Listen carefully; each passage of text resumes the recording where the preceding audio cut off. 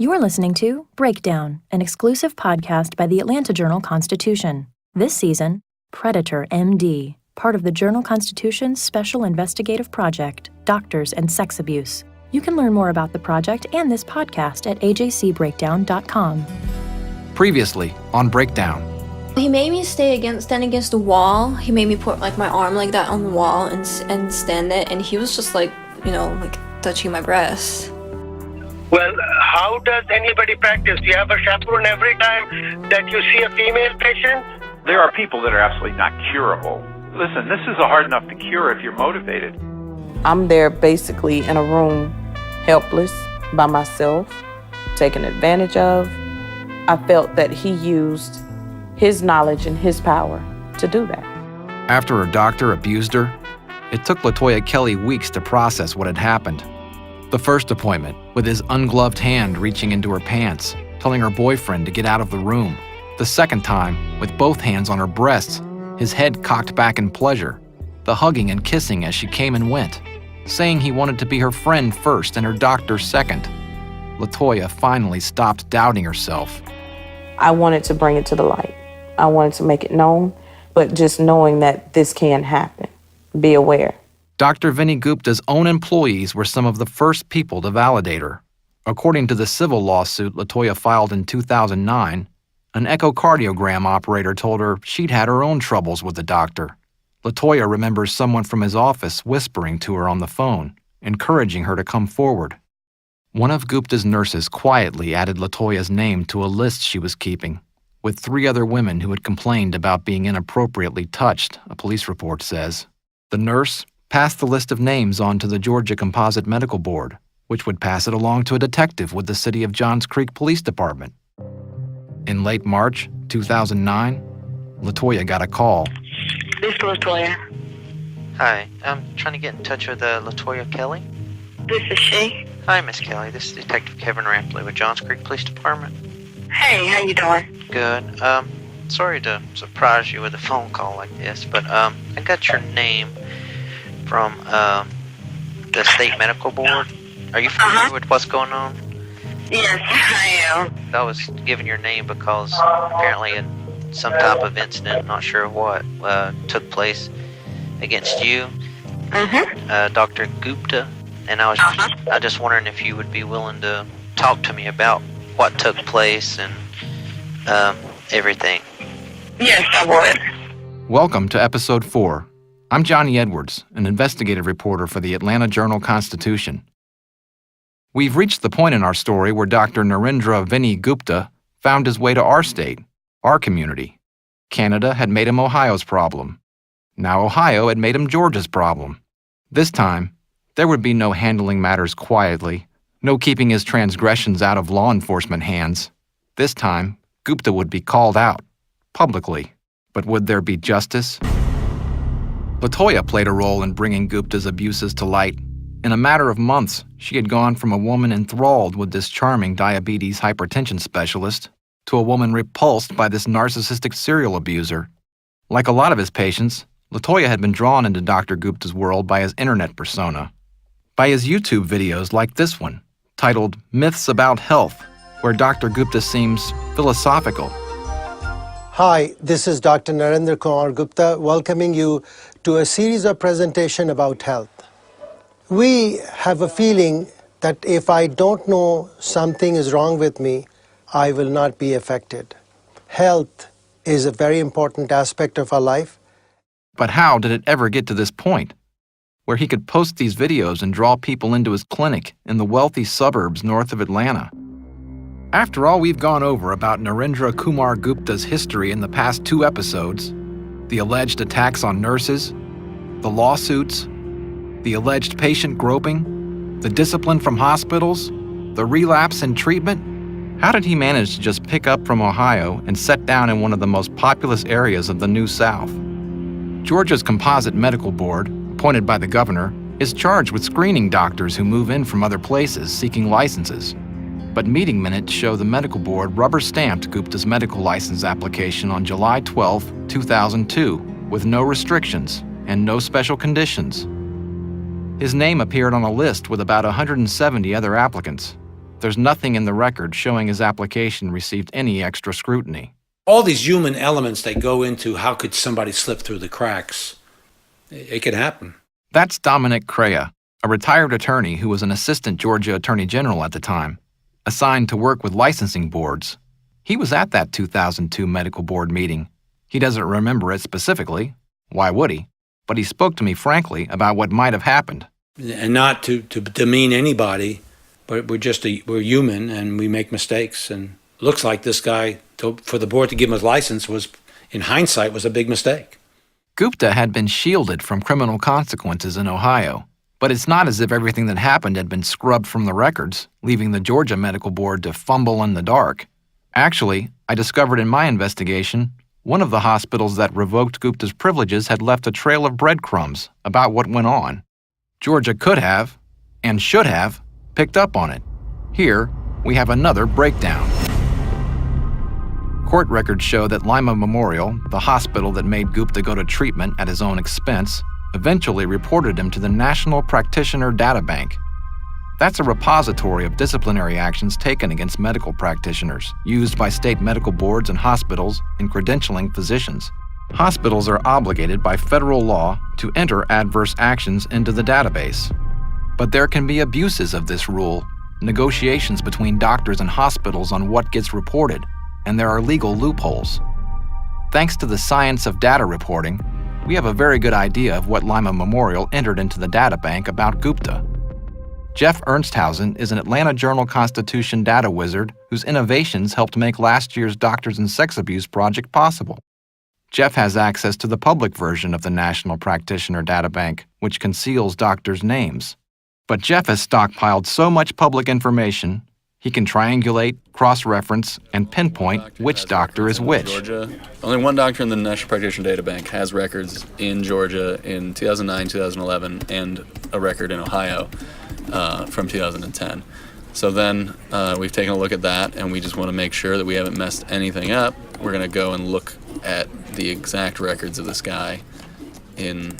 Jeff used Gupta's date of birth, which I found in court records, the dates of public medical board orders handed down after his arrest, and his medical school graduation year to find him. So how certain are we that this is Gupta we're looking at?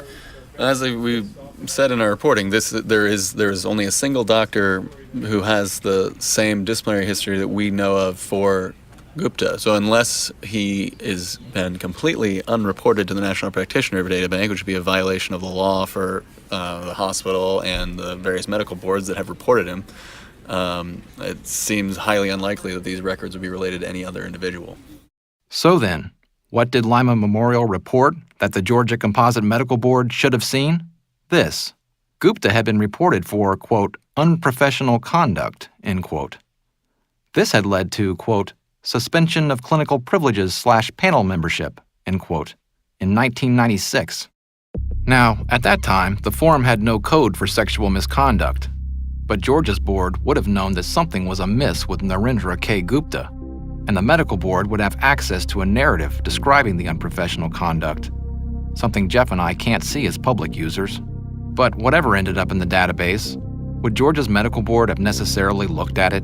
To help us understand the application process, I used Georgia's open records law to find out what a physician license application looked like in 2002. One page required doctors to access and obtain their own practitioner's data bank records, paying the $10 fee themselves, and to turn it in with their applications.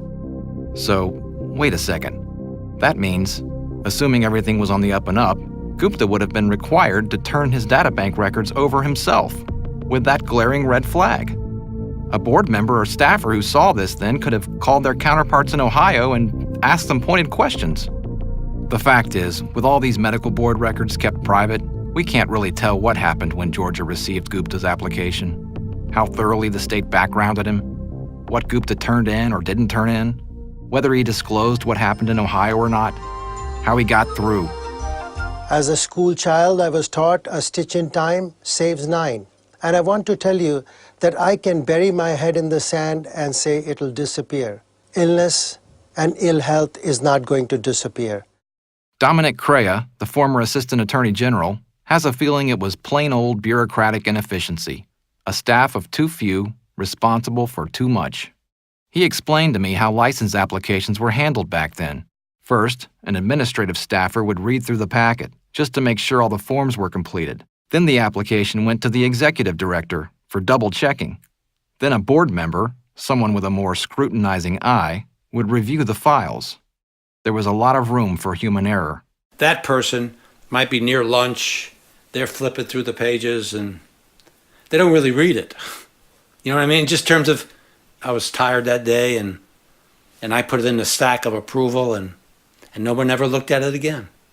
Or the supervisor who looked at it, he or she might look at every fifth file, and this was the second file. He didn't do the review, because not every person can do a 100% review of every file.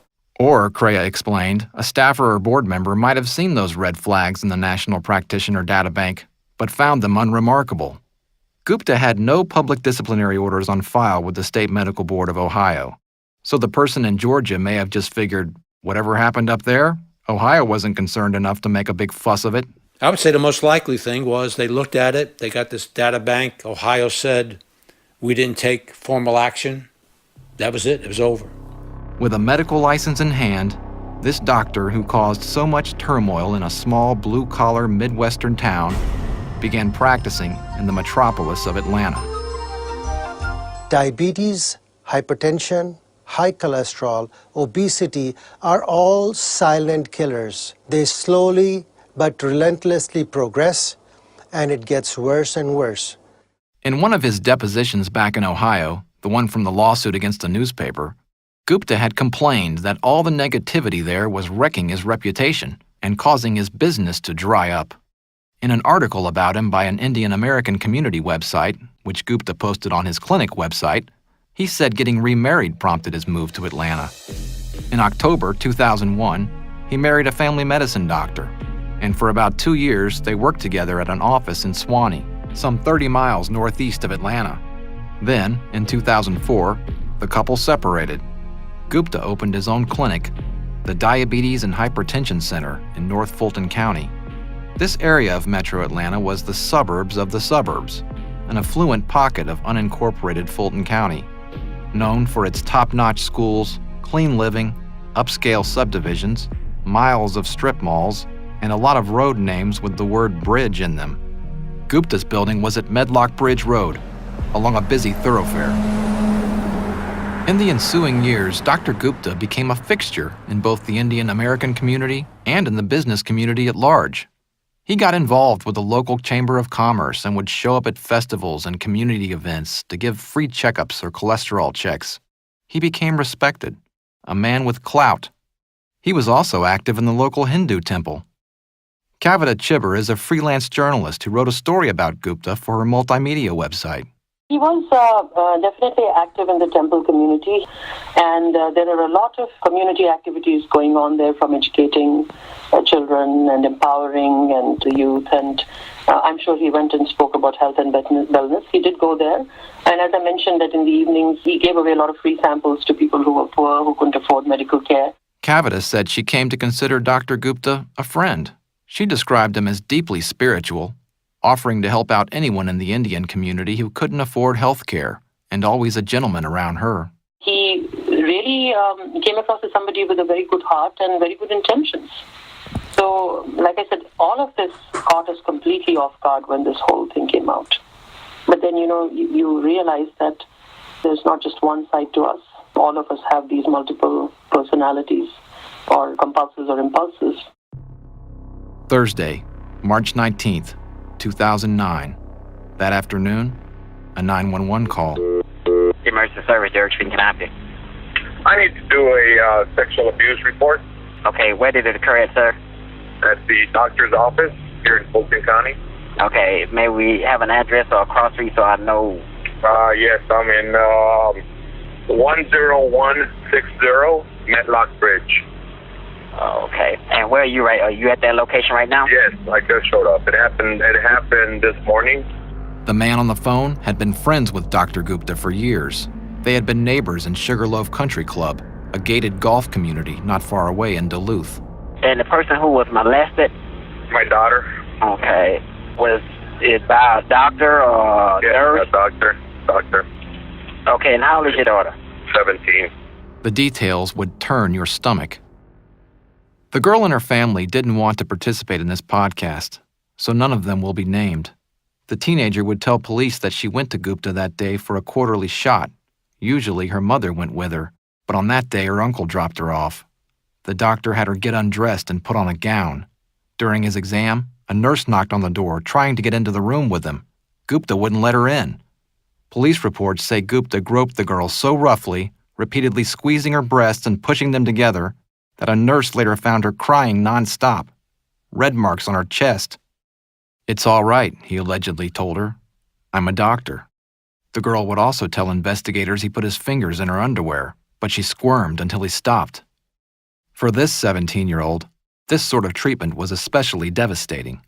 This is Susan Witt, one of the attorneys the family would later hire to sue Gupta.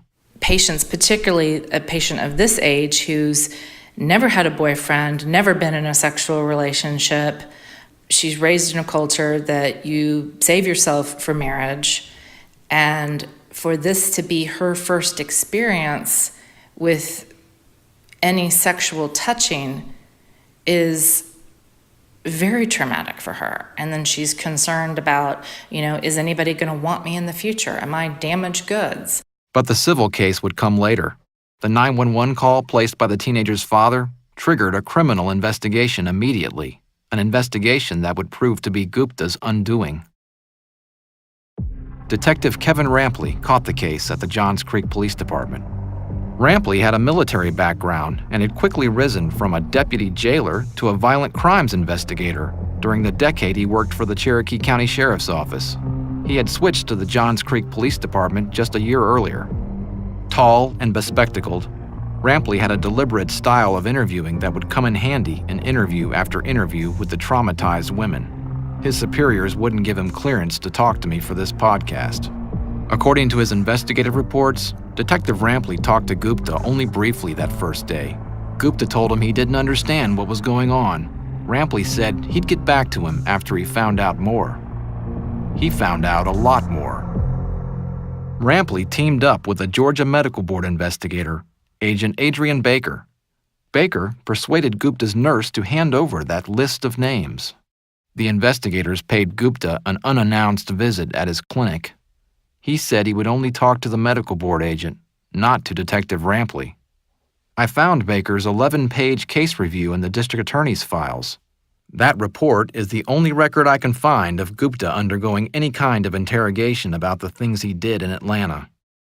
Gupta took Baker to a break room. She asked him about the 17-year-old patient. Gupta said she was from a well-off family that was having trouble in the flagging economy. Baker asked him if the girl was upset or crying. Gupta said no. Gupta admitted he had checked her breasts. As he spoke, he showed the agent how he did it, with hand movements.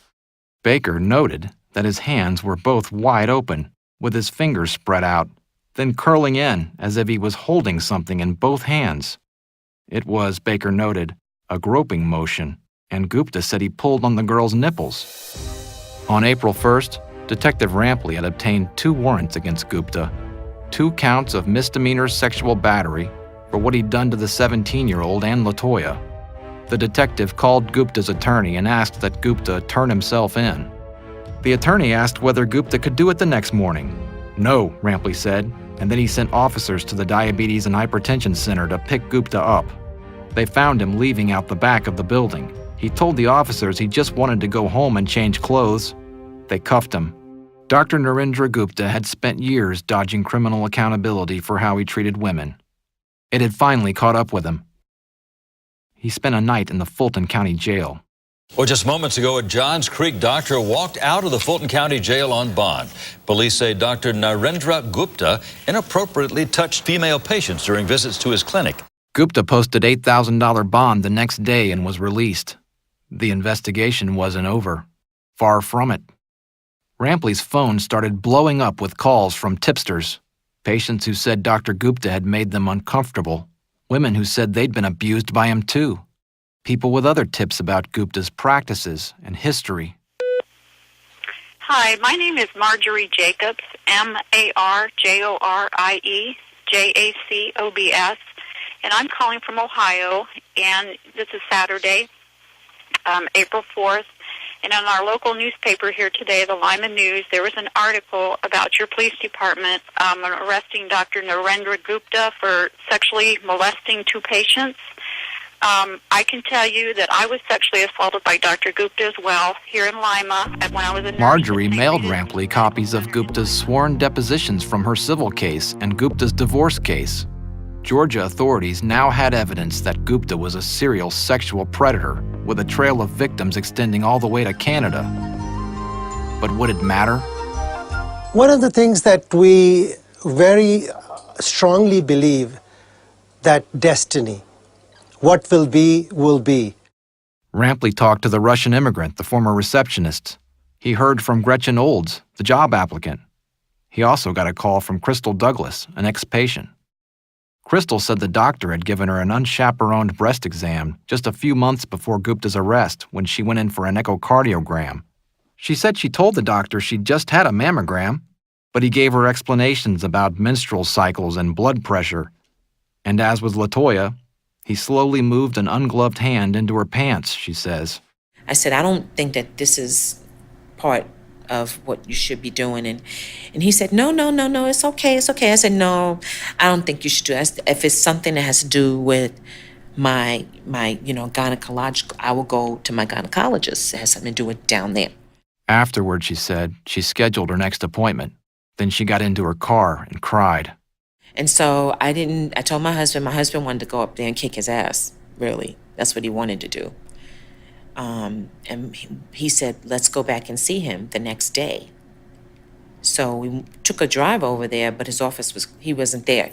He wasn't there. The girls were there, but he wasn't there. I didn't say anything. I just left.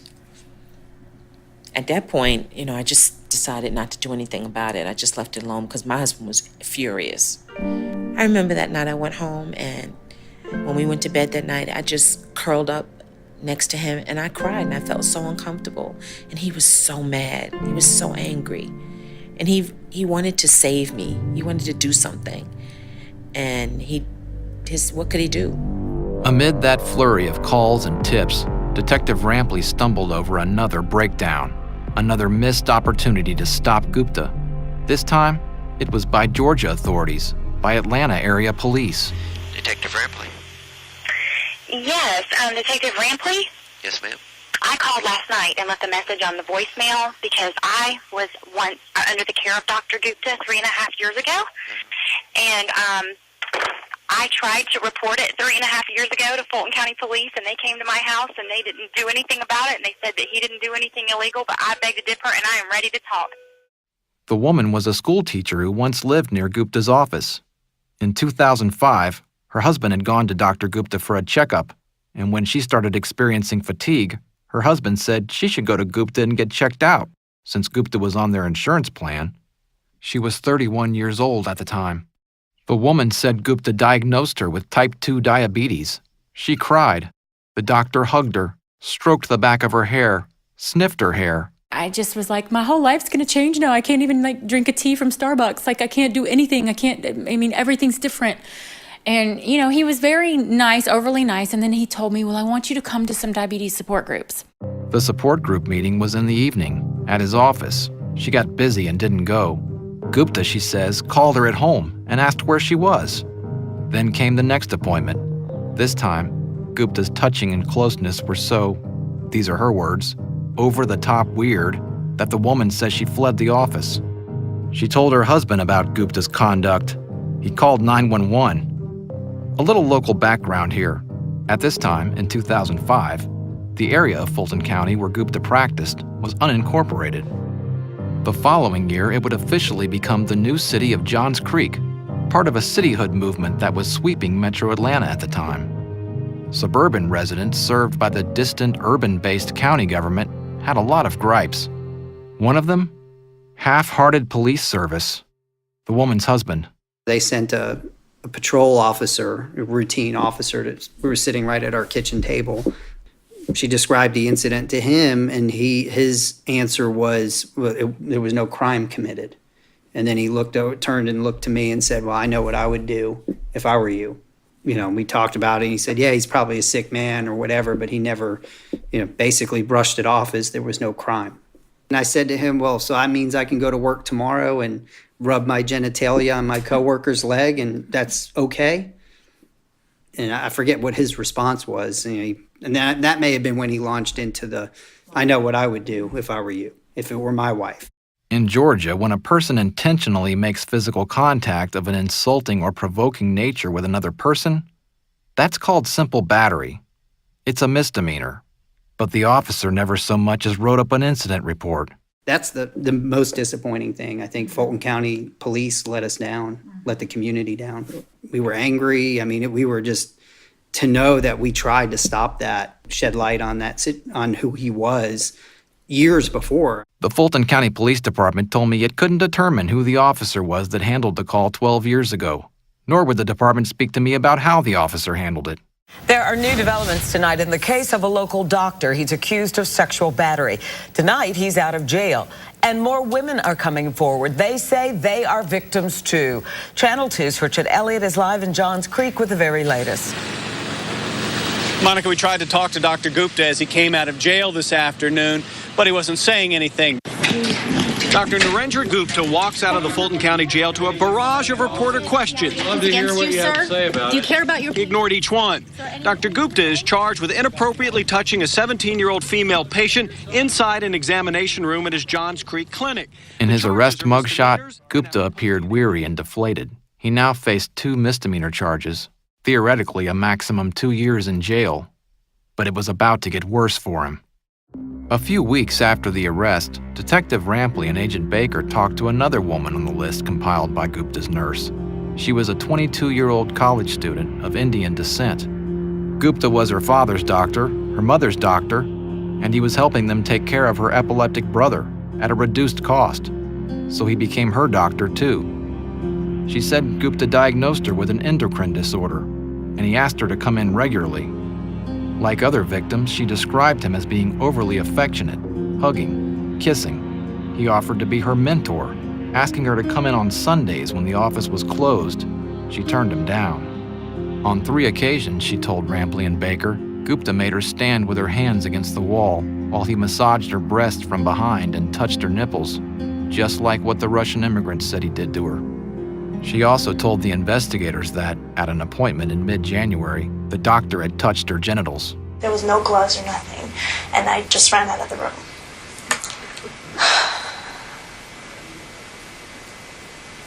And then, He was in there by himself again? Yeah, there was nobody in there. Rampley realized what he had. This allegation would take the case into felony territory.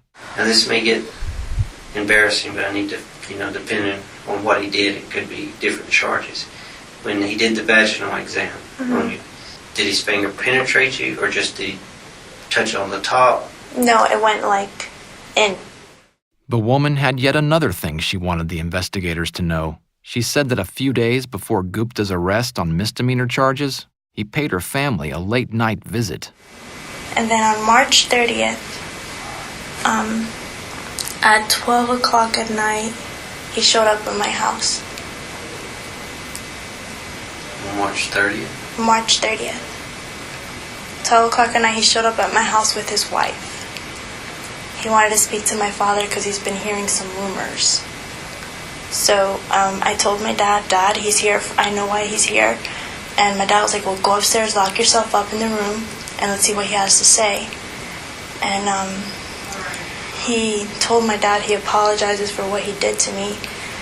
And he didn't mean to make me feel any uncomfortable or anything like that. So my dad said my daughter is uncomfortable. She's not going to go to you anymore. We're not going to go to you anymore. My dad said I know everything. My dad said I'm aware of what you've done to my daughter. And my dad's like, I'm not going to take your apology. My dad's like, you just, we'll see what will go on from now on. He was like, I'm just asking for your help. And he told my father not to say that he came to the house, but I think you guys should know that. Rampley had heard enough.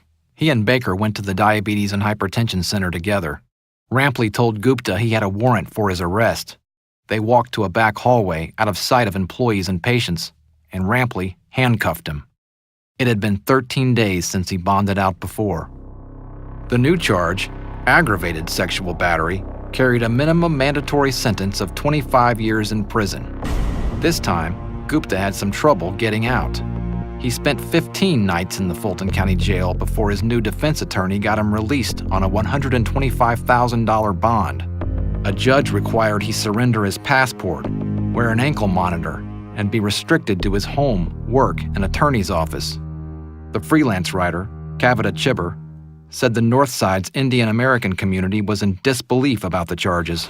The reaction was shock and then silence. Nobody wanted to really get involved. I was probably amongst the handful of people who actually reached out to him to find out what had happened. I've always felt that, justice must be tempered with compassion, and also you have to not judge people until all the details come out. And the more I read about it, the more it saddened me, because when I looked at all the Ohio papers at the time and looked through everything that was there, the whole thing started looking just more and more darker than I had actually ever thought possible. Kavita emailed him, saying she hoped the truth would come out, and she wished him the best. He replied, "Thanks, Vinny." While Gupta was locked up, the state medical board suspended his medical license, effectively shuttering his Johns Creek office. One more thing before we go. On the first of those 11 pages from Medical Board Agent Baker, which I found in the DA's case file, there's a line that says, "Disciplinary history. 2 previous cases, both closed. Because of confidentiality laws, we have no way of ever knowing what 2 things the state medical board may have looked into about Gupta before 2009. But with the criminal case, Georgia had a chance to finally make up for any past oversights. Wait until you hear what Atlanta's top prosecutor did. What do you think needs to happen? What do you want to happen to this doctor? I just don't want another person to happen the same thing, as me, and just to not happen to another person again and stuff. I guess a more important question is, what do you want to take place about this? Are you wanting to pursue criminal charges against him, or Everything possible. A postscript. Earlier, you'll recall, we talked to a school teacher who was diagnosed by Gupta as being diabetic. She says it later turned out that she didn't have the condition. And remember the teenager whose father called 911? In the family's lawsuit against Dr. Gupta, the legal team brought in a doctor from North Carolina to review the young woman's charts. The doctor said Gupta had subjected the teenager to breast exams when she'd come in for headaches, rashes, sinus trouble, and depression. All unnecessary. The doctor also said Gupta had misdiagnosed her with diabetes. Her tests were normal. I want you to know a lot of things can be changed. The progression can definitely be stopped, but I want you to know that regression, that means the disease can be made to go backwards. This is possible today. And so find a good doctor, find a good person who will take good care of you, and things can get better. Thank you. Still to come on Breakdown, Gupta faces the Georgia criminal justice system. Will he finally be stopped? And once again, he gets sued by women saying he abused them. An attorney takes LaToya's case pro bono. It really repulsed me, what he did. And like I say, I thought about, what if that was my daughter? What if it was my wife? You've been listening to Breakdown, Predator MD, by the Atlanta Journal-Constitution. The story was reported and told by Johnny Edwards, produced by Richard Hallex. Audio is by Chris Basta of Bare Knuckles Creative in Atlanta. Music was composed and performed by Bo Emerson and Billy Gewen. Additional music composed and performed by Chris Basta. Special thanks to Burt Roten, Sean McIntosh, Lois Norder, Buddy Hall, and Chris Nicholson.